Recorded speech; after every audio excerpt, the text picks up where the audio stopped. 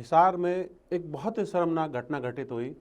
एक प्रिंसिपल का उन्हीं के विद्यार्थियों द्वारा, उन्हीं के बच्चों द्वारा वध कर दिया गया। ये गुरु परंपरा शिष्य पर आघात है, उसका मर्डर है। ना कि केवल एक व्यक्ति का मर्डर माना जा सकता है, बल्कि एक पूरे के पूरे गुरु परंपरा शिष्य का मर्डर माना जा सकता है। इसे पूरे के पूरे सिस्टम को इससे बहुत सीख लेने की ज़रूरत है, या पूरे के पूरे सिस्टम को सुधार करने की ज़रूरत है। इसी विषय पर बात करने के लिए आज हमने इनवाइट किया है शिक्षाविद और साथ साथ कानूनविद राजेश राणा जी को। आज उनसे बात करेंगे कि यह पूरा घटनाक्रम रहा क्या और इस पूरा घटनाक्रम से किस तरह से सीख लेनी चाहिए। राजेश राणा जी, आपका बहुत स्वागत है पत्रिका संवाद में। एक प्रिंसिपल का वध हुआ, एक प्रधानाचार्य का वध हुआ, ये एक बहुत शर्मसार करने वाली घटना है। पूरे हिंदुस्तान में इसका कंडेम किया जा रहा है, इसकी निंदा की जा रही है। हरियाणा में ऐसी ये घटना घटित हुई। हरियाणा गुरु परंपरा शिष्य का एक स्थान माना जाता है और इस स्थान पर इस तरह की घटना हो जाना एक बड़ी बात के रूप में देखा जा सकता है। तो इसके पीछे आप किन किन कारणों को देखते हो, या इस घटना के पीछे आप क्या मानते हो कि यह घटना किस तरह से हुई होगी, बच्चों की मानसिक स्थिति किस प्रकार की रही होगी, या स्कूल की स्थिति कैसी रही होगी, इस पर आप प्रकाश डालिए। देखिए, ये जो घटना है ये एक मर्डर नहीं है। सिर्फ अगर आप कहें क्राइम हुआ है या एक हत्या हुई है, वो नहीं है। वास्तव में उससे बहुत ज़्यादा है। ये जो है गुरु शिष्य परंपरा को ये समझ लगे कि एक लास्ट स्टेज पे भेज दिया इन्होंने, कि जहां उनके बीच में रिलेशन हो गए, क्रिमिनल्स के रिलेशंस हो गए कि एक दूसरे को मार रहे हैं। तो ये जो घटना हुई है वास्तव में क्वेश्चन मार्क है ये एजुकेशन सिस्टम के ऊपर, क्वेश्चन मार्क है टीचर और स्टूडेंट के बीच के रिलेशन के बीच में। जो रिलेशन है वो खराब हुआ है कहीं ना कहीं। ये कोई क्रिमिनल एक्टिविटीज़ नहीं थी। जैसे समाज में मर्डर होते हैं, चोरी डकैती होती है, उसके रीजन अलग होते हैं। लेकिन जो ये घटना हुई है, इस घटना का रीजन अगर देखा जाए तो कहीं ना कहीं गुरु और शिष्य के बीच में जो संबंध है उसमें कहीं ना कहीं खटास पैदा हुई है। तो हमें इसको इस रूप में देखना चाहिए सबसे पहले। राजेश जी, इस घटना के बारे में आप किसको जिम्मेदार मानते हो? उस बच्चे की जिम्मेदारी ज़्यादा रही होगी, उस प्रिंसिपल की भी जिम्मेदारी ज़्यादा रही होगी, स्कूल टीचर की जिम्मेदारी, स्कूल प्रशासन की जिम्मेदारी, या पेरेंट्स की जिम्मेदारी, या समाज की जिम्मेदारी? क्योंकि इन्वॉल्वमेंट तो पूरा का पूरा एंटायर सिस्टम है। उसमें प्रिंसिपल भी इन्वॉल्व रहा होगा, उसमें टीचर भी इन्वॉल्व रहे होंगे, उसमें बच्चे के पीयर ग्रुप जो होते हैं वो भी इन्वॉल्व रहे होंगे, और उसमें पेरेंट्स और समाज भी इन्वॉल्व रहा होगा। लेकिन किसकी कितनी कितनी भूमिका रहती है इसके बारे में, क्योंकि आप कानून को भी देखते हैं, आप कानून के भी जानकार हैं, तो उस संदर्भ में बताइए कि इसमें जिम्मेदारी किस किस की फिक्स की जाए। देखिए, अगर एजुकेशन की मैं बात करूं तो एजुकेशन में 4 पोल होते हैं, 4 पोलर सिस्टम है ये। एक पोल पे बच्चा खड़ा है, दूसरे पोल पे टीचर है, तीसरे पोल पे उसके पेरेंट्स है, और चौथे पोल पे कैरिकुलम जो उसको पढ़ाया जाएगा। तो जो 4 पोल है, इस 4 पोलों के बीच में जो है एजुकेशन घूमती है। अब अगर इसमें से एक पोल भी डिस्टर्ब होगा या 2 पोल डिस्टर्ब होंगे, तो जो आप अचीवमेंट चाहते हैं, जो लक्ष्य चाहते हैं कि शिक्षा में हमें ये हासिल करना है, वो डिस्टर्ब हो जाएगा। तो अगर इस घटना को हम देखें तो इस घटना की शुरुआत कहाँ से होती है? स्कूल से होती है। अब बताया जा रहा है कि यूनिफॉर्म का मुद्दा था। अब यूनिफॉर्म का अगर मुद्दा था तो क्या बच्चा लगातार यूनिफॉर्म पहन के नहीं आ रहा था? पहली बात ये उठती है। उससे पहले अगर बच्चा स्कूल से बाहर घर पे है, तो घर पे क्या उसको पेरेंट्स को पता है कि मेरा बच्चा विदाउट यूनिफॉर्म जा रहा है और कितनी बार गया है, और क्या उसकी इन्फॉर्मेशन है इस बात की रेगुलर कि भाई मेरे पास स्कूल से शिकायतें आ रही हैं? उसके बाद वो बच्चा क्लास में भी बैठता है, तो टीचर को पता है क्या कि ये बच्चा रेगुलर आता है, और रेगुलर आता है कि यूनिफॉर्म में नहीं आता है। तो इसका मतलब क्या हुआ कि ये जो पूरी घटना है, ये घटना ऐसा नहीं एकदम हो गई। अब भाई हमारे पेरेंट्स ने बचपन में हमें चप्पल से बहुत पीटा है, पिताजी ने पीटा है, हमने तो कभी मर्डर नहीं किया उनका, ठीक है। दोस्त हमें पीटते हैं, हमने कभी मर्डर नहीं किया। लेकिन अगर कोई चीज़ बार बार होती है, रेगुलर हमारे पिताजी पीटेंगे तो हमारे अंदर गुस्सा पैदा होता है और एक दिन हम हाथ उठाते हैं। ऐसा भी होता है, हम गालियाँ सुनाते हैं। तो इस घटना को अगर मैं देखूं, एक शिक्षाविद के तौर पे देखूं, तो उस बच्चे की साइकोलॉजी कहाँ तक पहुंच गई होगी, वो उसके अंदर गुस्सा, नफरत कैसे धीरे धीरे धीरे बढ़ा होगा, और बढ़ के वो वहां तक पहुंच गया कि उसको गुरु अपना दुश्मन दिखाई दे रहा है। तो इसके लिए कहीं ना कहीं जिम्मेवार कौन है? जिम्मेवार वो पूरी परिस्थितियां रही होंगी, चाहे वो 1 महीने में बनी है, चाहे 2 महीने में बनी है, 15 दिन में बनी है। उसके लिए पेरेंट्स भी जिम्मेवार रहा है, क्लास टीचर भी जिम्मेवार रहा है, वो बच्चे भी जिम्मेवार है जो उसके दोस्त हैं। क्योंकि अगर उसके दोस्त रेगुलर यूनिफॉर्म में आ रहे हैं और वो नहीं आ रहा है, या हो सकता है वो सारे दोस्त ही यूनिफॉर्म में नहीं आते हों, तो ये तमाम चीज़ें अगर हम देखेंगे एज ए होल, तो तब हमें पता चलेगा कि उस बच्चे का जो मेंटल स्टेटस है कहाँ पहुँचा दिया गया होगा, और उसके लिए सारे पोल जिम्मेवार हैं कहीं ना कहीं जाके।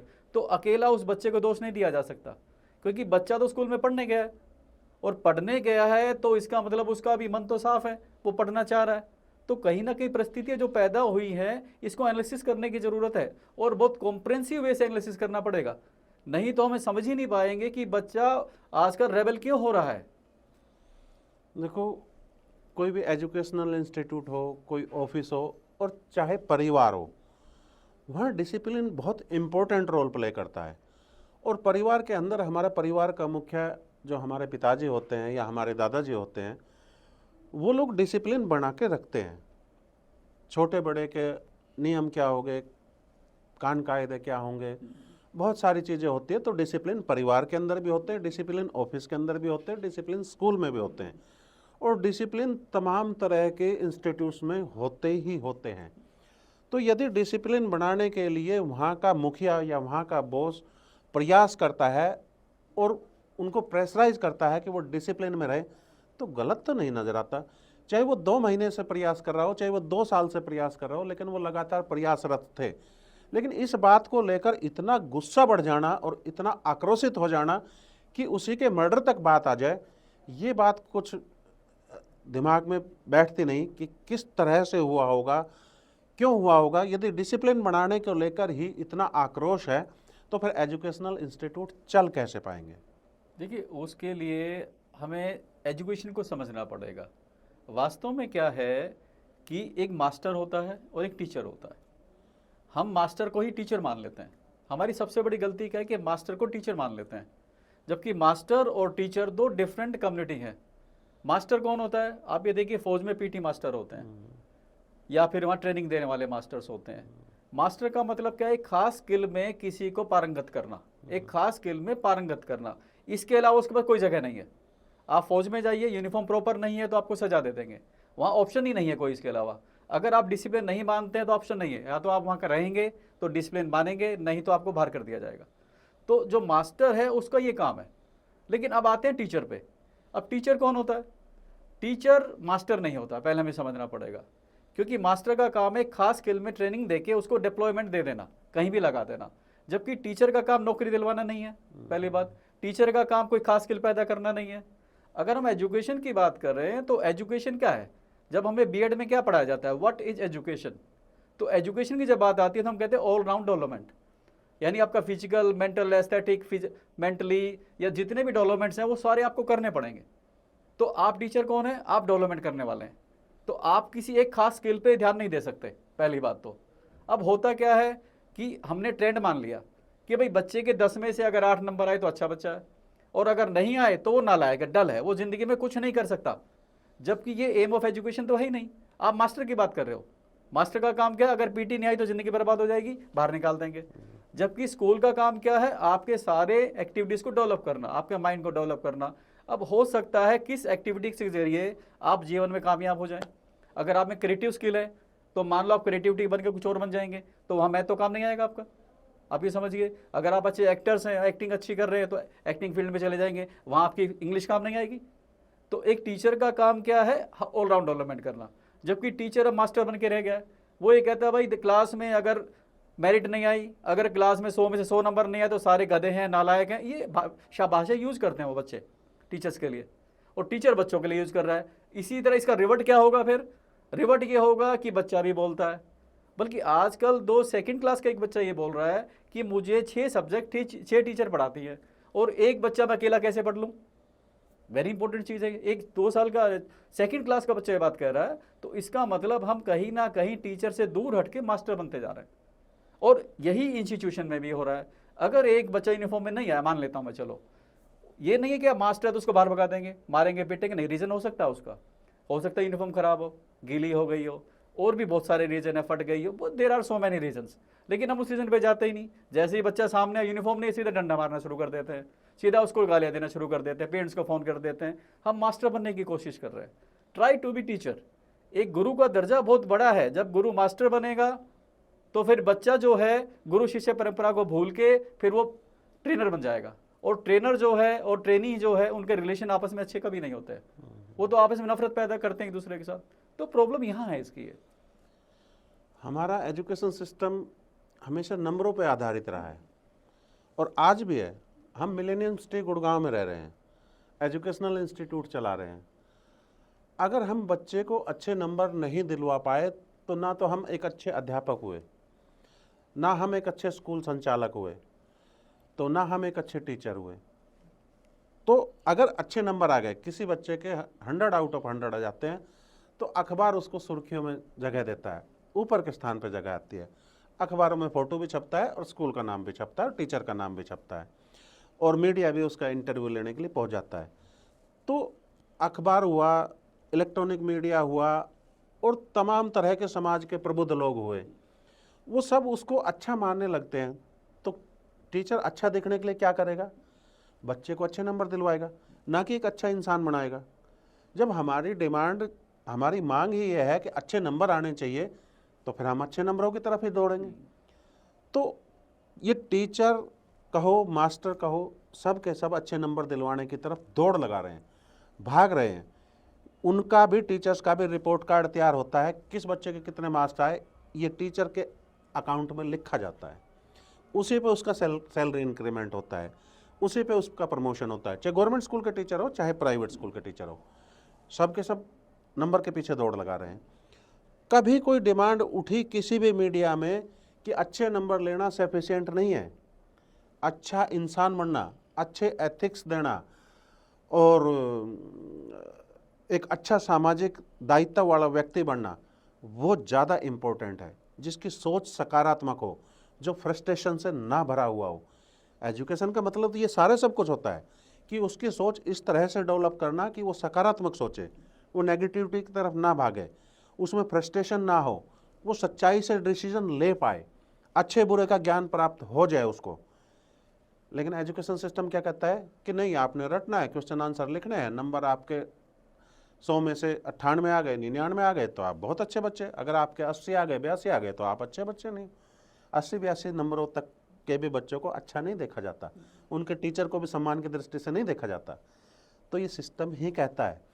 तो कहीं ना कहीं ज़रूरत है, अध्यापकों को सिर्फ धरने की ज़रूरत नहीं है, पूरे एंटायर सिस्टम में पेरेंट्स भी आते हैं, समाज भी आता है, उन सबको सुधरने की ज़रूरत नहीं है क्या? तो देखिए, अगर एजुकेशन की बात कर रहे हैं तो एजुकेशन पॉलिसी इसी पे बेस्ड है, मार्क्स पे बेस्ड नहीं है। हमें समझना पड़ेगा, जो सरकार ने पॉलिसी जितनी भी बनाई है, अगर आप उसे कैरिकुलम को देखेंगे तो जो नंबर वाली पॉलिसीज़ है वो 10 में से 1 पॉइंट है, 9 पॉइंट वो है ही नहीं। या न्यू एजुकेशन पॉलिसी को आप देख लीजिए, वो होलिस्टिक अप्रोच की बात करती है, होलिस्टिक अप्रोच। लेकिन हो क्या रहा, प्रैक्टिकली अगर बात करें तो प्रैक्टिकल में सिर्फ नंबर बेस्ड लेके रह गए।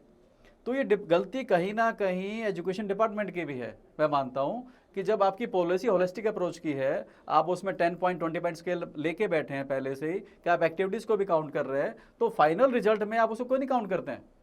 आप एक सिंपल सी बात लेके चलिए, मैं हूँ एक राजेश राणा, एजुकेशनिस्ट हूँ आज मैं अपनी सारी ज़िंदगी एकेडमिक में 0 रहा हूँ। अगर आप मान के चले, मेरे 10 में से 2 नंबर आए हमेशा टेस्ट में, और नालायकों के सेक्शन में रहा। लेकिन मेरे सबसे ज़्यादा नंबर आते थे 10 में तो मॉनिटर रहा मैं, ये मेरी खासियत थी।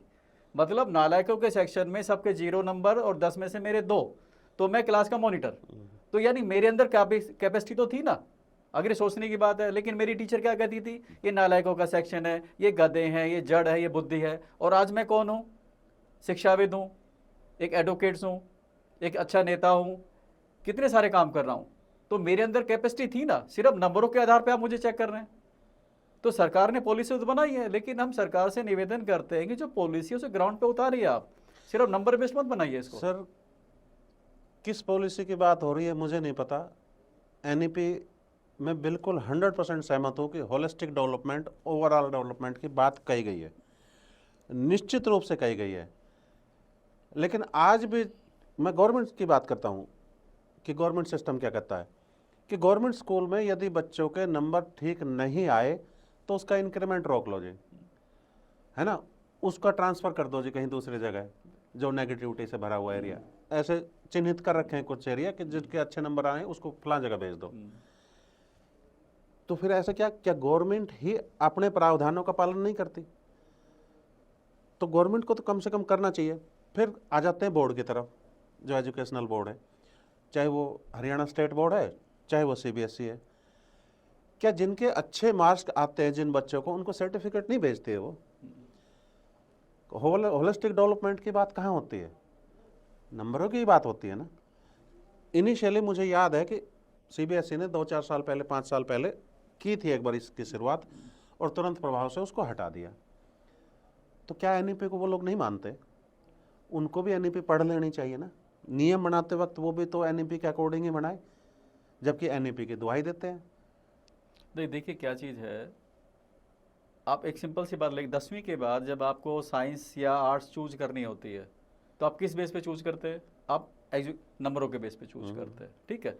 ये जरूरी नहीं है कि जिस बच्चे के नंबर सबसे ज़्यादा है वो साइंस में अच्छा जाएगा, ये कोई ज़रूरी नहीं है। मैं अपना एग्जांपल देता हूँ। जब मैंने साइंस मैंने 10वीं के बाद चूज करना था तो मैंने काउंसलिंग की मेरी कि भैया आपको ये लेना चाहिए, इससे ये बनेंगे, इससे बनेंगे, इससे बनेंगे। मैंने एक सवाल पूछा था सिर्फ कि मुझे ये बताइए किस में सबसे कम लिखना पड़ेगा, मैं वही लूँगा। तो उन्होंने कहा जी साइंस में सबसे कम लिखना पड़ेगा, पढ़ना बहुत ज़्यादा पड़ेगा। तो मैंने कहा ठीक है मुझे साइंस दे दो। तो मेरा चूज करने का क्राइटेरिया रहा। लेकिन बाद में जब मैं साइंस पढ़ने लगा तो सबसे ज़्यादा लिखना उसी में पड़ता है, लेकिन वो टेक्निकली होता है, मुझे रटना नहीं पड़ा। तो मेरा माइंड, जो बच्चा हमेशा नालायक कैटेगरी में रहा और वो साइंस ले रहा है, उसके बाद आगे पढ़ रहा है, वो एमएससी कर चुका है, तो वो बच्चा, इसका मतलब अगर नंबरों की रेस में आप रखते तो वो बच्चा कहीं ना कहीं सुसाइड कर लेता। तो हमें इस बात को समझना पड़ेगा कि बच्चे का जब आप 10th के बाद उसको स्ट्रीम चूज करवाते हैं तो पहले ये देखो उसकी कैपेसिटी क्या है। नंबर कैपेसिटी नहीं होता है। देखो नंबरिंग क्या है, नंबरिंग तो एक आपकी मैक्सिमम कैपेसिटी याद करने की। अगर एग्जाम के समय आपको याद है तो आप लिख देंगे, अंडरस्टैंडिंग का उससे कोई लेना देना नहीं है, आप ये समझिए। और हम उसी को अंडरस्टैंडिंग मान रहे हैं। एक्चुअली में वो सिर्फ हम इंफॉर्मेशन शेयर कर रहे हैं कि मेरे पास कितनी इंफॉर्मेशन है, मैंने कागज पे लिख दिया और कितनी स्पीड से मैं लिख रहा हूँ। अंडरस्टैंडिंग तो उसे है ही नहीं कहीं भी, हम उसी को अंडरस्टैंडिंग मान रहे हैं और उसी के बेस पे हम स्ट्रीम चूज कर रहे हैं। ये सबसे बड़ा लैक्यूना है सिस्टम में।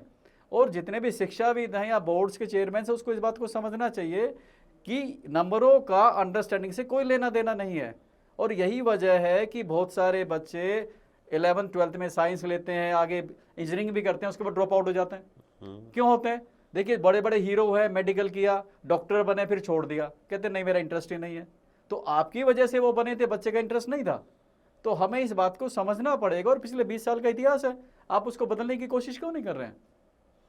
तो इस सिनेरियो की बात करें, जिस विषय पर हम आज इंफॉर्मेशन शेयर करने के लिए, अपने विचारधारा लोगों तक पहुंचाने के लिए बैठे हैं कि इस प्रिंसिपल का वध जो हुआ उसके पीछे परिस्थितियां किस प्रकार की काम कर रही होगी।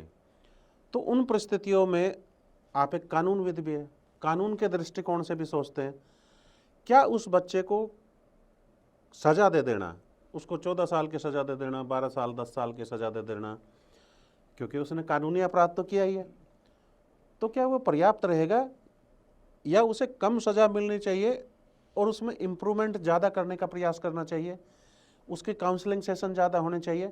और यदि इस तरह की मानसिकता के और भी कोई बच्चे हैं तो उनको भी पूरी तरह से काउंसलिंग सेशन करके उनको स्ट्रीमलाइन किया जाना चाहिए पहले, या फिर कोई अन्य रास्ता भी हो सकता है, या सजा पर्याप्त है? देखिए कानून में एक अच्छी चीज़ है कि आपने जितना अपराध किया है उतनी सजा आपको मिलेगी, ये समझ लीजिए आप। कई बार आप मर्डर भी कर देते हैं तो भी आप बरी हो जाते हैं, क्योंकि आप अपनी डिफेंस में करते हैं या मजबूरी में करते हैं, बहुत सारे रीजन होते हैं। तो पहली बात यह है कि जो आपका अपराध है, अपराध किस तरह का है, उस अपराध के बेस पे आपको सजा मिलेगी।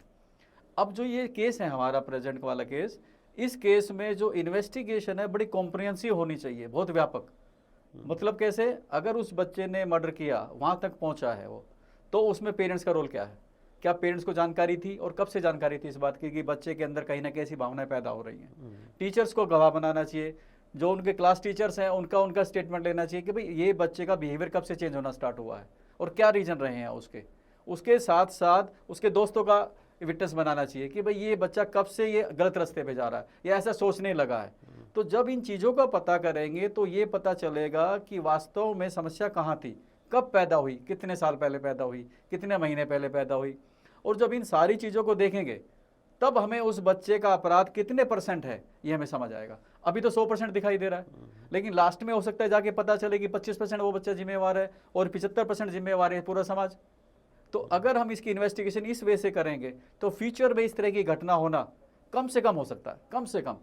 तो मेरी तो रिक्वेस्ट है एजेंसी से भी कि आप रिक्वेस्ट जो इसकी इन्वेस्टिगेशन है वो कॉम्प्रिहेंसिव वे से करें, बहुत ज़्यादा व्यापक वे से करें। ये भी सिर्फ मर्डर का मामला नहीं है, ये गुरु शिष्य के बीच में जो संबंध डिस्टर्ब हुए हैं, कहीं ना कहीं खटास पैदा हुई है, उस खटास की जड़ तक पहुंचना है।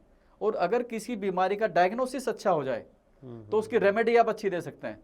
नहीं तो हम देखते हैं कि डॉक्टरों के पास भागते रहते हैं, डायग्नोसिस ही नहीं हो पाता। और जब डायग्नोसिस नहीं होगा तो आप रिजल्ट क्या निकालेंगे, ऑपरेशन क्या करेंगे आप। तो इसका डायग्नोसिस प्रॉपर करें तो ये जो केस है वहां तक पहुंचेगा जहां इस सिस्टम में फ्यूचर में जो डिस्टर्बेंस हो रही है हम उसको रोक पाएंगे।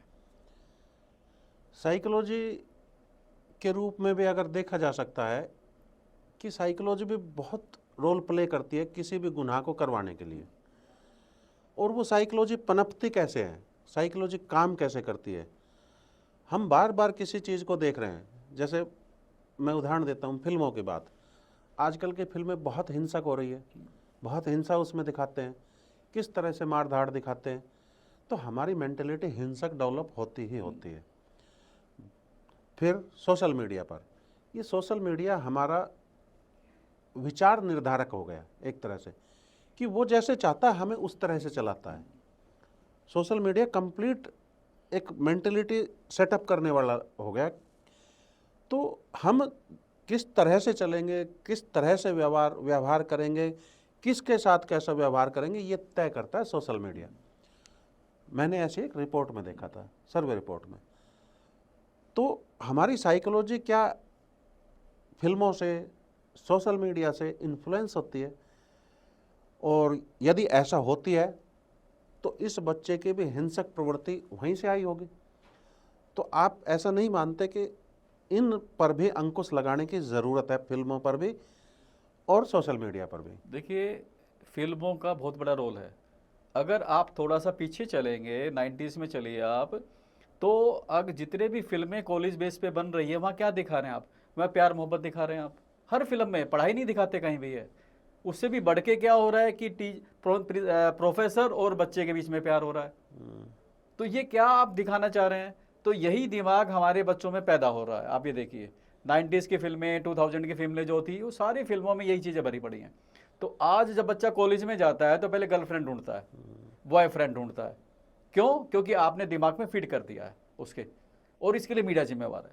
दूसरी बात, अभी लेटेस्ट फिल्में देखिए आप, लेटेस्ट फिल्में में क्या हो रहा है कि बच्चे प्यार मोहब्बत कर रहे हैं, फिल्मों में दिखाया जा रहा है, खुलेआम दिखाया जा रहा है। या बच्चे जो है टीचर के खिलाफ साजिश रच रहे हैं। आप ये देखिए, आप फिल्मों में दिखा रहे हैं वो चीज़ें, ऐसा नहीं है। जो हमें पता ही नहीं थी वो आप फिल्मों में दिखा रहे हैं, उसको नरेट कर रहे हैं, जनरेट कर रहे हैं दिमाग में कि इस तरह से साजिश की जाए। बच्चा बच्चे के खिलाफ साजिश कर रहा है। आज फिल्मों में देखिए कि उसका मर्डर कैसे किया जाए, किडनैप कैसे किया जाए। तो आप अल्टीमेटली क्या कर रहे हैं, हमारी ब्रेन मैपिंग कर रहे हैं मीडिया के जरिए कि भैया कॉलेज में तो ऐसा ही होता है, स्कूल में तो ऐसा ही होता है, ये तो नेचुरल चीज़ें हैं। तो आपने हमारे दिमाग में फीड कर दी। इनडायरेक्टली मैसेज दे रहे हैं कि ऐसे होना चाहिए और ये अच्छा होता है। हाँ, एक्चुअली में क्या है, ये होता नहीं है, लेकिन आप परोस रहे हैं उसे। और इंटरनेट पर इतनी आपत्तिजनक चीज़ें हैं जिससे बच्चे प्रभावित होते हैं, बच्चे आलोभित होते हैं, देखने के लिए ललायित होते हैं कि क्या है, इससे आगे क्या, इससे आगे क्या। वो प्रोफेशनल के द्वारा तैयार की हुई चीज़ें होती है ब्रेन मैपिंग के लिए, और बच्चे उसमें उलझ जाते हैं कि अब क्या है, उससे आगे क्या है, उससे आगे क्या। बच्चे चाहते हुए भी उस चीज़ को छोड़ नहीं सकता। कुछ तो गेम इस तरह के आ गए कि जो हिंसा पैदा करते हैं, कुछ जो है हमारे इंटरनेट पर आपत्तिजनक चीज़ें इतनी आ गई कि जिससे हिंसक बच्चा बन जाता है। तो इस पर भी क्या सरकारों को ध्यान देने की ज़रूरत नहीं है? अभी एक बात और रिसेंटली जो अभी आई है कि ग्रोव ने ये कहा है, एक एआई है जैसे चैट जीपीटी है, इस तरह से एलन मस्क ने डेवलप किया है ग्रोव। वो कहते हैं कि ग्रोव कहती है मैं सेक्सुअली भी बातें करूँगी, कोई भी मुझसे सेक्सुअली बात करेगा मैं उसको एंटरटेन करूँगी। हमारे भारतवर्ष के लिए, वो अमेरिका जैसे देश के लिए तो ठीक रहेगा, जहाँ हम जो है चरित्र निर्माण की बात करते हैं, क्या वहाँ ये ग्रोव जैसी चीज़ें क्या हमारे चरित्र निर्माण के विरुद्ध नहीं है? क्या हमारा नैतिक रूप से ये हमारा पतन नहीं कर रही? क्या हमारी परंपराओं के, हमारे रीति रिवाजों का उल्लंघन नहीं करती है? तो इस तरह से हम किस दिशा में जा रहे हैं या दिशा विहीन हो रहे हैं? ऐसी चीज़ों को देखकर या ऐसी चीज़ों को इस्तेमाल करके तो हमारा भारत देश, हमारी परंपरा और हमारे रीति रिवाज तो बिल्कुल ख़त्म हो जाएंगे। और इस तरह से फिर गुरुओं का अपमान करना, गुरुओं का मर्डर कर देना, अमेरिका जैसे देश में तो कोई बड़ी बात नहीं है, वहाँ गुरु परंपरा शिक्षा है ही नहीं। वहाँ क्या है, एक मर्डर हुआ है, उसके लिए जो जिम्मेदार है उसको सजा मिल गई, बहुत रहेगा। लेकिन हमारे लिए गुरु का मर्डर हुआ है, वो केवल गुरु का मर्डर नहीं हुआ, उसको हम गुरु परंपरा शिष्य का मर्डर कहते हैं। हम एक बड़े रूप में देखते हैं, एक मर्डर के रूप में नहीं देखते। तो वहाँ हम एक पूरे सिस्टम में सुधार की बात करते हैं, अमेरिका जैसे देश में नहीं करते। लेकिन वहाँ के लोग ही हमें इन्फ्लुएंस कर रहे हैं, वहाँ की AI हमें इन्फ्लुएंस कर रही है सेक्सुअली बातें करके। तो ये चीज़ें, इन चीज़ों का हमें विरोध भी करना चाहिए और सरकारों को इनकी तरफ देखना भी चाहिए। ऐसा आपके विचार में क्या है, आप बताइए। देखो, जो ग्लोबलाइजेशन है उसका फ़ायदा नुकसान दोनों है। देखिए, अगर हम भारत की बात करें, हम एशिया महाद्वीप में रहते हैं, तो हमारे यहाँ ह्यूमन मूल्य ज़्यादा हैं एशिया महाद्वीप के अंदर। हमारे यहाँ फैमिली ज़्यादा इंपॉर्टेंट है, हमारे यहाँ नैतिक निर्माण कह लीजिए, नैतिक मूल्य वो ज़्यादा इंपॉर्टेंट है। अगर बाहर जाएंगे हम यूरोपियन कंट्रीज़ में, तो वहाँ ये हैं, लेकिन वहाँ इतने ज़्यादा नहीं है, तो वहाँ खुलापन ज़्यादा है। लेकिन जब ग्लोबलाइजेशन होगा तो कुछ बीमारियाँ बाहर से यहाँ आएंगी। तो अब ये एक बीमारियाँ जो बाहर की हैं वो यहाँ आ रही है। जैसे हमारे यहाँ फादर डे मनाते हैं, मदर डे मनाते हैं। फादर डे कब मनाते हैं कि पिताजी अलग रह रहे हैं, माताजी अलग रह रहे हैं, बच्चे अलग रह रहे हैं, तो हफ्ते में, महीने में एक बार मिलते हैं, वो फादर डे हो गया। हमारे यहाँ तो फैमिली है, लेकिन हम भी फादर डे मनाने लगे। क्यों मनाने लगे हम? जब हम फैमिली में रह रहे तो हमें ज़रूरत क्या है? तो कुछ चीज़ें बाहर से आ रही हैं, ये बुराइयां हैं हमारे अंदर। और ये जो चीज़ें हैं, जैसे सेक्सुअल कॉन्टैक्ट है या इस तरह की बातें करना है, हमारे यहाँ इसके लिए कोई जगह नहीं है, अगर मुझे देखा जाए तो, क्योंकि तो नेचुरल चीज़ें हैं, इसको बताने की क्या ज़रूरत है आपको? नहीं, हम इसी सिनेरियो में इस बात को देखें कि ये प्रिंसिपल वध हुआ है, प्रिंसिपल की हत्या हुई है, इसी सिनेरियो में इसको जोड़कर बात करें तो ये चीज़ें भी वहाँ से हो सकती है कि वहाँ भी वो चीज़ें इन्फ्लुएंस कर रही हो उस बच्चे को भी, एक कारण हो सकता है, क्योंकि साइकोलॉजी बड़ा मैटर करती है। उसमें देखिए, आपकी साइकोलॉजी का निर्माण कैसे होता है, वो उसमें छोटे छोटे छोटे छोटे बहुत कारक होते हैं, और उन छोटे छोटे सारे कारकों को सुधारने से ही साइकोलॉजी सुधरती है। आपने कहा डायग्नोज अच्छा हो जाएगा तो इलाज हो जाएगा। अब हम डायग्नोज की बात कर रहे हैं कि डायग्नोज होगा इंटरनेट से। दो विचारधाराएं पनप रही है पेरेंट्स के भीतर भी। जब मैं बात करता हूं तो दोनों विचारधाराओं पे बात होती है। कुछ पेरेंट्स कहते हैं मोबाइल बच्चों के लिए अलाउड होना ही नहीं चाहिए, ना घर में होना चाहिए ना स्कूल में होना चाहिए। दूसरी विचारधारा ये कहती है कि बिना मोबाइल का काम नहीं चल सकता। और असलियत है कि आज भारतवर्ष जहां पहुंच चुका है वहां बिना मोबाइल के कल्पना नहीं की जा सकती। पेरेंट्स कहते ज़रूर हैं, लेकिन थोड़े दिन में वो भी समझ जाएंगे। तो ये दो विचारधाराएं जो पनप रही है, बिना मोबाइल की और मोबाइल के साथ जीने की, तो कहते हैं कि हमें अपने आप को सुधार करना चाहिए, ना कि मोबाइल से इन्फ्लुएंस होना चाहिए। तो ये चीज़ें संभावना कहीं नज़र नहीं आती कि हम मोबाइल से इन्फ्लुएंस ना हो। चाहे कोई किसी का IQ लेवल 80 है, किसी का IQ लेवल 90 है, किसी का IQ लेवल 100 भी है, वो भी 100 वाला भी बिना मोबाइल से इन्फ्लुएंस हुए रह नहीं सकता है। मैं ऐसा नहीं मानता हूँ। तो इन दोनों विचारधाराओं को आप कहाँ देखते हैं कि कौन सी विचारधारा अच्छी है जिससे बच्चा प्रभावित ना हो? हालांकि प्रभावित दोनों से ही होगा निश्चित रूप से। नहीं, देखिए उसमें क्या है, अगर आप स्कूल एजुकेशन की बात करेंगे, पहले हम बच्चों की बात करते हैं, स्कूल एजुकेशन पे आते हैं। तो स्कूल एजुकेशन में सिर्फ आपको इन्फॉर्मेशन शेयर करनी होती है, आपको ये समझना पड़ेगा। आप जो भी पढ़ा रहे हैं वो इन्फॉर्मेशन शेयर करें कि दुनिया में ऐसा हो रहा है, ये हो रहा है। और एक बच्चे के लेवल पे अगर 16 साल तक का बच्चा है, तो जो स्कूल में आप पढ़ा रहे दैट इज़ सफिशेंट, इससे बाहर जाने की ज़रूरत नहीं है आपको। उसके बाद जो बच्चा घर पे आएगा, अपनी कम्युनिटी में रहेगा, दैट इज़ सफिशेंट, उसके पास नॉलेज हो रही है, ट्रांसफ़र हो रही है। ये मोबाइल की ज़रूरत है ही नहीं उसको, अगर देखा जाए तो। उसकी किताबों का जो कंटेंट है आज की डेट में इतना डेवलप है कि अगर वो किताबें ही पढ़ लें तो मैं कहता हूँ मोर देन एनफ है ये चीज़ें। तो मोबाइल की जगह स्कूल एजुकेशन तक तो है नहीं। इतना इजी हो गया चीज़ों का कि आपकी बुक्स भी आपके मोबाइल में है। ये इजी हो गया कि आपको बुक रखने की ज़रूरत नहीं है, आपके पास मोबाइल है। आपको बाकी तमाम तरह की चीज़ें, इन्फॉर्मेशन भी आपके मोबाइल में है, और बाकी दूसरी तरह की चीज़ें भी, कि आपका होमवर्क कहाँ था जी, व्हाट्सएप पे आता है। आपका होमवर्क कहाँ था, ईमेल पर आता है। हमने डायरी में लिखवाना छोड़ दिया। इससे बच्चों में वैसे लिखने की जो एक कला होती है वो भी विलुप्त होती जा रही है। तो बिना मोबाइल के फिर कैसे कल्पना करें जब सब कुछ ही मोबाइल पे आ चुका, और बच्चा एब्सेंट रहता है तो मोबाइल पे मैसेज आता है। है ना। बच्चे की कोई एक्टिविटी गलत पाई जाती है या बच्चे को कॉन्ग्रेचुलेट करना होता है तो भी मोबाइल का सहारा लिया जाता है। सब कुछ मोबाइल के थ्रू ही पास ऑन होता है पेरेंट्स तक। बिल्कुल। तो फिर मोबाइल के बिना कैसे कल्पना। असल में आपकी ब्रेन मैपिंग की जा रही है। आप देखिए, हम्म, आपको आइसोलेशन में डालने का प्रोसेस चल रहा है, क्योंकि जब आपको कह दिया कि किताबें मत लेके आओ तो फ़ोन आपका हो गया, फ़ोन में ही पढ़ लेना आप। तो क्या किया आपको कि आपके सारे साधनों से अलग करके आपको छोटी सी चीज़ में सीमित कर दिया। तो ये ब्रेन मैपिंग आपकी कि भाई मेरा मोबाइल के बिना काम नहीं चलेगा, कि होमवर्क भी आ रहा है, मैसेज भी आ रहा है। ये प्लानिंग है सिस्टम की। वो सिस्टम आपको आइसोलेट करना चाह रहा है, वो समाज से अलग करके आपको सामाजिक होने की प्रक्रिया को कम कर रहा है एक्चुअली में। और एक दिन वो आपको जाके एक ऐसे कमरे में बंद कर देगा जो कहेंगे कि दुनिया बेकार है और मैं यहीं पे खुश हूँ। तो सिस्टम ये चाहता है वास्तव में। नहीं तो आप ये देखिए, अगर आप किताब पढ़ते हैं तो किताब पढ़ते समय आप उस किताब के कलर्स को भी देखते हैं, उस पेपर को टच करते हैं तो टच सेंस भी पैदा होती है, कलरिंग सेंस पैदा होती है आपके अंदर। ठीक है, जब आप उसको पेज पलटते हैं तो साइकोमोटर एक्टिविटीज़ आपकी बढ़ती है। तो एक साथ कितने सारे काम हो रहे हैं। लेकिन अगर आपने मोबाइल में देख रहे हैं तो मोबाइल में आपकी सिर्फ आंखें काम कर रही हैं वहाँ पे, और कोई काम नहीं कर रहा। तो आपकी अल्टीमेटली क्या ग्रोथ रोक दी जा रही है। तो ये ब्रेन मैपिंग है जो आपको भविष्य में जाके डिस्टर्ब करेगी। अभी पेरेंट्स को अच्छा लग रहा है, लेकिन फ्यूचर में जाके जब पेरेंट्स बीमार होगा ना तो फ़ोन पे कहेगा जी डॉक्टर आ रहा है, डॉक्टर आ रहा है। और पेरेंट्स कहेगा मैं दर्द हो रहा है, नहीं नहीं डॉक्टर आ रहा है, कोई फ़ोन कर दिया, मैंने फ़ोन कर दिया। तो ये आइसोलेशन में वहाँ भेजा जा रहा है आपको। तो इससे आपको बचना पड़ेगा। अब हम लौट के उसी विषय पर आते हैं।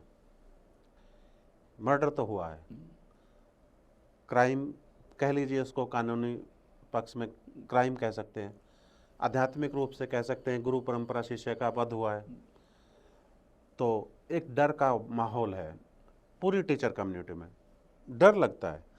टीचर से जब बात होती है तो वो कहते हैं कि डर लगता है बच्चों के बीच रहकर कि बच्चों में इतनी हिंसा भरी पड़ी है। वो हिंसा किसने पैदा कर दी ये समझ नहीं आ रहा। तो वो हिंसा भरी पड़ी है, बच्चों से डर लगने लगा है टीचर कम्युनिटी को।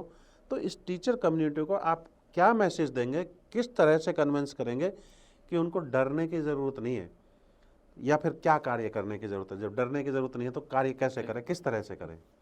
देखिए, मैं जो शिक्षक समाज है उसे एक बात कहूँगा कि आप जो है मास्टर मत बनिए। सबसे पहली बात है, आप गुरु बनने की कोशिश कीजिए।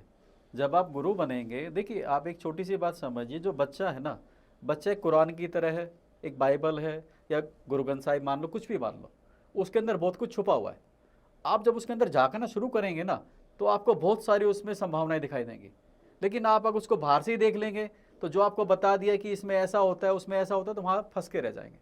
तो मेरी रिक्वेस्ट है आप सभी से, शिक्षक समाज से, कि उस बच्चे के अंदर झांकिए पहले तो आप। अगर किसी बच्चे में प्रॉब्लम है, कोई भी प्रॉब्लम है, वो प्रॉब्लम उसने अपने आप जनरेट नहीं की है, उसके लिए उसके घर वाले भी जिम्मेवार हैं, उसके लिए उसके दोस्त भी जिम्मेवार हैं, उसके लिए स्कूल का एनवायरनमेंट भी जिम्मेवार है। तो आप प्रॉब्लम को डायग्नोसिस करना सीखिए। देखिए, हमें बीएड में सिखाया जाता है, जब आप टीचिंग करते हैं तो उससे पहले बीएड करते हैं, बैचलर ऑफ एजुकेशन। तो बैचलर एजुकेशन में 3 चीज़ें बड़ी इंपॉर्टेंट सिखाई जाती हैं हमें, और मैंने बहुत अच्छी तरह से पढ़ी है। और ये दुर्भाग्य है कि 90% जो टीचर आज हैं वो पढ़ के पास नहीं हुए।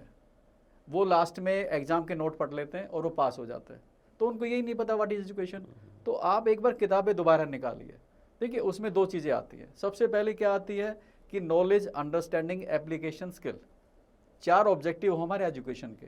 तो उन चारों के बारे में आप पहले सोचिए कि हर बच्चे में ये सारी चीज़ें नहीं हो सकती। किसी में एप्लीकेशन स्किल अच्छी मिलेंगी, किसी में नॉलेज स्किल अच्छी मिलेंगी, किसी में अंडरस्टैंडिंग मिलेंगी। तो आप देखिए उस बच्चे में क्या है, और उसमें सब कुछ मत ढूंढिए आप उसको ऑलराउंडर मत बनाइए, वो नहीं बनेगा कभी भी। वो एक ही सब्जेक्ट में अच्छा मिलेगा, उसमें ज़्यादा बढ़ाइए और बाकी को थोड़ा इग्नोर करना शुरू कीजिए। सबसे ज़रूरी तो ये है आपके लिए। दूसरा, पहले आपको सहनशील होना पड़ेगा। एक बच्चा अगर गुस्सा, देखो बचपन में क्या होता है, छोटा बच्चा होता है, गुस्से में पापा को मम्मी को मार देता है थप्पड़, तो बस पापा मम्मी थप्पड़ कभी वापस नहीं मारते, उसको पता है ये नादान है अभी, वो उसको रोकने की कोशिश करते हैं। यही हमें भी अपनाना पड़ेगा। मुझे आज 20 साल एजुकेशन में हो गए, हमने भी बदमाश बच्चे देखे हैं, चक्कू लेके आते थे स्कूल में, हमने देखा है। लेकिन हमने उसको रिएक्ट उस हिसाब से नहीं किया मास्टर की तरह या पुलिस वाले की तरह। हमने उसको रिएक्ट किया कि एक बच्चा, दया दिखाई हमने उसके ऊपर कि भाई ये बच्चा क्यों लेके आया चक्कू, कहाँ से समस्या है इसके अंदर, तो समस्या को ढूंढे। तो हमें डायग्नोसिस करना पड़ेगा। हमारे यहाँ क्या है ना, एजुकेशन बोलते डायग्नोसिस और रेमेडी। तो पहले डायग्नोसिस कीजिए और आप रिटर्न में काम कीजिए। अगर किसी बच्चे में कोई प्रॉब्लम है तो एक सी फाइल बनाइए, केस फाइल बनाइए, और उसमें डिटेल नोट कीजिए कि पेरेंट्स की प्रॉब्लम कहाँ है। और कई बार क्या होता है, बच्चा लेट आता है, और लेट इसलिए आता है कि हो सकता है उसके घर में खाना बनाने वाला ना हो, लंच बनाने वाला ना हो, और मजबूरी है उसकी आने की, लेकिन हम स्कूल में घुसते ही उसको पीटना शुरू कर देते हैं। तो उस बच्चे में नफरत पैदा होती है। जब नफरत पैदा हो गया तो ड्रॉप आउट हो जाएगा, स्कूल में आएगा तो फिर गुस्सा दिखाएगा। तो हमें गुरु बनने की जरूरत है। सबसे पहले तो ये बात है, ये समस्या 0.001% ही रह सकती है, क्योंकि हम 100% सोल्व नहीं कर सकते, लेकिन 99.99% सोल्व कर सकते हैं। देखिए, एक घटना हुई है इतने सालों में, आप ये समझिए, ऐसा तो नहीं रोज होती है, लेकिन एक घटना बहुत बड़ा संदेश देके जा रही है। तो जितना भी शिक्षक समाज है, पहले वो अपने अंदर झाके। मैं खुद टीचर हूँ, मैं एक एडमिनिस्ट्रेटर रह चुका हूँ खुद, तो मैं खुद रोज देखता हूँ इस चीज़ के लिए कि भाई कहाँ क्या समस्या आ रही है, स्कूल में कहाँ क्या समस्या है, बच्चा किस लेवल पे जा रहा है, साइकोलॉजी कहाँ डिस्टर्ब हो रही है उसके लिए। तो पहले हमें ये समझना पड़ेगा। दूसरी बात है, जो ये मीडिया या फिल्में जो है, आप ये देखिए जितने भी फिल्में हैं, ये मार धाड़ के जरिए देश को बदलना चाहती हैं। आप नोट कीजिए, अमिताभ बच्चन साहब की फिल्में, हर फिल्म में वो गैर कानूनी तरीके से देश को बदलना चाहते हैं। या पुराने धर्मेंद्र की फिल्में देखिए, क्यों है ऐसा? आप हमारे दिमाग में क्या फीड करना चाह रहे हैं कि सिस्टम फेल हो चुका है, एवरीबडी दिमाग में डाल रहे हैं हमारे, और सिर्फ एक ही रास्ता बचा है कि आप बंदूक उठा लो, आप तलवार उठा लो, आप जान से मार दो। ये जो ब्रेन मैपिंग हमारी आपने पिछले 1947 से आज तक की है, क्यों कर रहे हैं आप इसको? एक तो कह रहे हैं हम लोकतंत्र हैं, एक तरफ कह रहे हैं रूल ऑफ लॉ है, दूसरी तरफ आप उसको डिनाई भी कर रहे हैं फिल्मों के जरिए। और इस फिल्मों का इन्फ्लुएंस कितना ज्यादा पड़ता है कि आज जो है दुकान पे 2 रुपए के चक्कर में किसी को थप्पड़ मार देते हैं, या पुलिस में जाके देखिए वहां मार पिटाई हो जाती है। क्यों? क्योंकि हमें विश्वास ही नहीं रहा। और विश्वास किसने खत्म किया? हमारा फिल्मों ने खत्म किया। क्योंकि फिल्में बार बार दिमाग में डाल रही है एवरीबडी चोर, सिस्टम खत्म हो चुका है, सिर्फ बंदूक के जरिए बदलेगा। क्यों बदलेगा? तो मेरी सरकार से गुजारिश है, जितने भी फिल्में बन रही हैं, या जहां पुलिस वाले का गुंडे के रूप में दिखा रहे हैं, जहां नेता को गुंडे के रूप में दिखा रहे हैं, इसको थोड़ा कम कीजिए। जो हिंसा है इसको थोड़ा कम कीजिए, नहीं तो ये हिंसा इतनी ज्यादा हावी हो जाएगी कि घर के अंदर फिर चलेगा ये सारा। घर में भी थोड़ी थोड़ी बातें उठेंगी, डंडे चलेंगे, अभी भी चल रहा है ये चीजें सारी की सारी। तो ये कुल मिला के ये है कि अभी हम सबको बदलने की जरूरत है, चाहे शिक्षक समाज है, क्या हमारे माँ बाप है, चाहे ये सिस्टम है, चाहे मीडिया है, ये थोड़ा थोड़ा बदले। सिर्फ पैसा सब कुछ नहीं, आप टीआरपी के चक्कर में सब कुछ करते जा रहे हैं, फिल्म में ज्यादा हिंसा दिखाएंगे तो ज्यादा पैसा आएगा, नहीं। अल्टीमेटली अगर वो पैसा ही कल आपकी जान ले ले तो निश्चित रूप से आज की बातचीत से एक निष्कर्ष निकलता है कि बच्चा जब कोई गुनाह करता है तो उसके पीछे बहुत सारे कारण होते हैं। समाज उसके पीछे सबसे ज्यादा गुनाहगार होता है, गुनाहगार उसके पीयर ग्रुप भी होते हैं, वो उसको आग में घी डालने का प्रयास करते हैं। यदि उसको समझाने बुझाने की, यदि कोई बच्चा आग में जल रहा है, बदले की आग में जल रहा है या क्रोध की आग में जल रहा है, तो पीयर ग्रुप का फर्ज बन जाता है, दायित्व बन जाता है कि उस आग को बुझाए, ना कि उस आग में और घी डाल दे। तो निश्चित रूप से बच्चा मर्डर की तरफ चला जाएगा। तो इतने सारे कारक होते हैं, साइकोलॉजिकल कारक भी होते हैं। तो आज का निष्कर्ष यही है कि बहुत सारे कारण हैं, उन कारणों को खत्म करके और फिर दोबारा से नई चीजें शुरू की जा सकती है। इस तरह की तमाम खबरों को देखते रहने के लिए बने रहिए पत्रिका संवाद के साथ।